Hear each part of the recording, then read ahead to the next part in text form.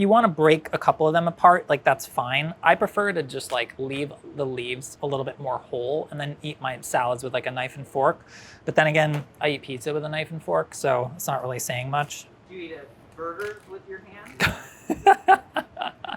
I draw the line at burgers.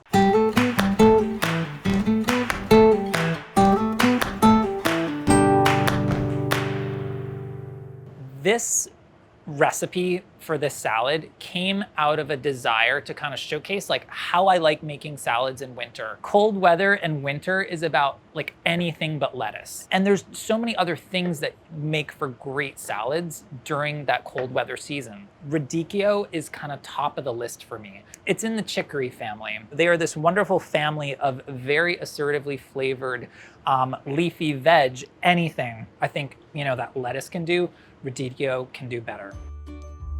I have to say, hazelnut is my favorite nut.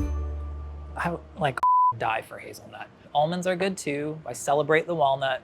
Pistachio, I mean, sure, nothing to sniff at, but I'm sorry. Like cashews, I just don't think they're that good. They're not. Does anybody like want to die for a cashew? All right, so these are going in the oven and we're gonna forget about it, okay? It's gonna be about 7 to 10 minutes, something in that range for 350 degrees. When you apply heat to it, you are changing the fats, you are developing flavors, you know, you are unlocking aromatic compounds. There's just so many different things that go into those processes, and so much flavor becomes accessible when you do that. This is at about 8 or 9 minutes.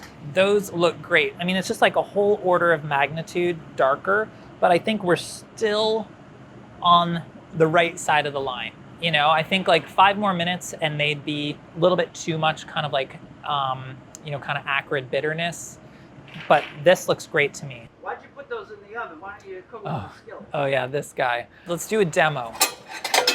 If you're toasting nuts in a skillet, all the heat is coming from the bottom of that pan pretty much, right? So your contact area is actually very, very, very small. So what that means is you have nuts that are very unevenly toasted. You will never, I repeat, never get nuts like this, okay?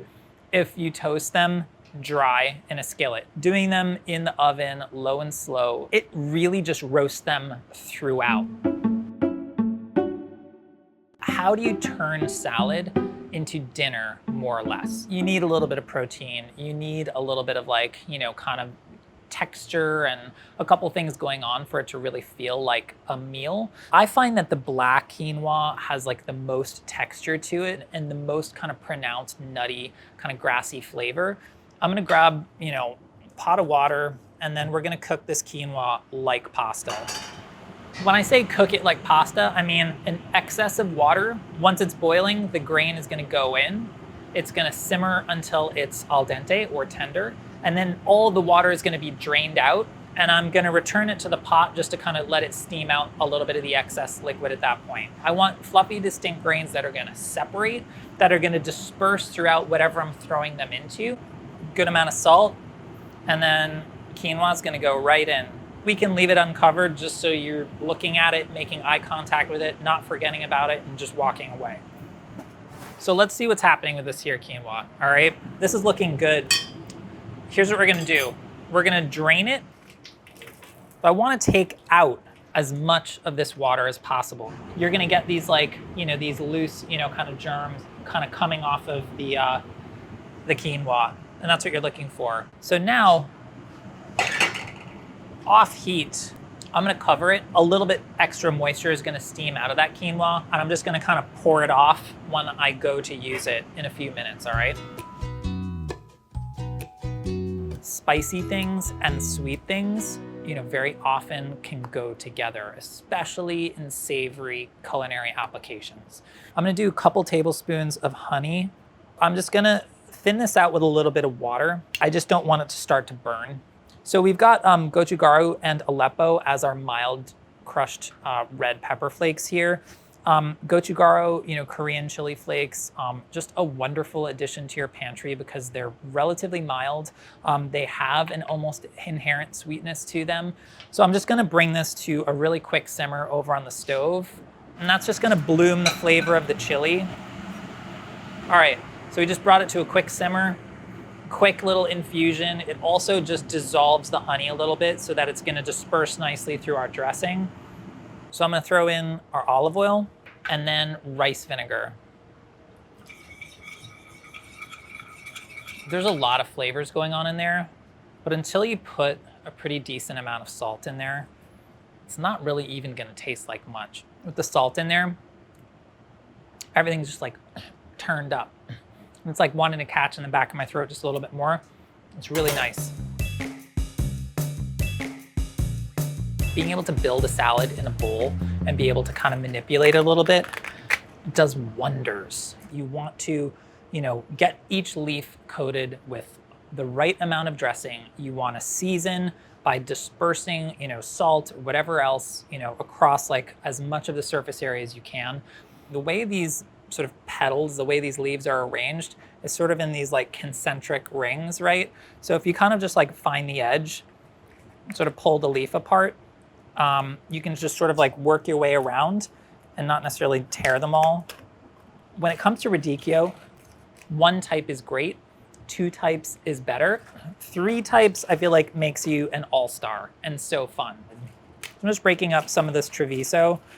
I'm gonna throw some of this quinoa in here. I'm gonna put in some dressing. Now this dressing has been seasoned up with salt. I'm gonna bump up like a little extra salt in here. You need to be tasting as you go, always. See, is the amount of dressing enough? Don't use it all right away. Use about half, see where you're at. The salt is there. All right, ready to take this to the platter. Sometimes I like just honestly use my hands for this stage after I'm done, but I just find like all those different shades of radicchio, all the color, all the textures, all the different flavors, just so fun. Like a little like extra scatter quinoa, so make sure you've got enough in there. A little final drizzle of dressing. Hazelnuts, like you can chop them, when they're this toasty and crunchy, you can just kind of crush them with the flat of your hand. You can't do that with an under-toasted nut, or God help me, a cashew, especially a raw one. This is cotija. It's just a really lovely, salty, kind of funky cheese from Mexico. And some cilantro. There we go. First, I want to like taste a piece of Castelfranco. There's like this warmth to it that's amplified by the hot honey vinaigrette. Like if you're hesitant, hearing that title and thinking that it's going to be like overtly spicy, it's really not. And I get a lot of flack at home for creating salads that are frankly nothing but radicchio, but that is truly what I crave. It's easy to have on hand. It stays just perfectly well for weeks at a time in your crisper drawer. It's ready when you need it, and then it just provides all the texture you could ever want. Really interesting flavor, and it wants to soak up other flavors as well and really balance them out. Everything in there, honestly, like there's a lot of flavor and there's a lot of texture happening with every single element, but put them all together, it's just delicious.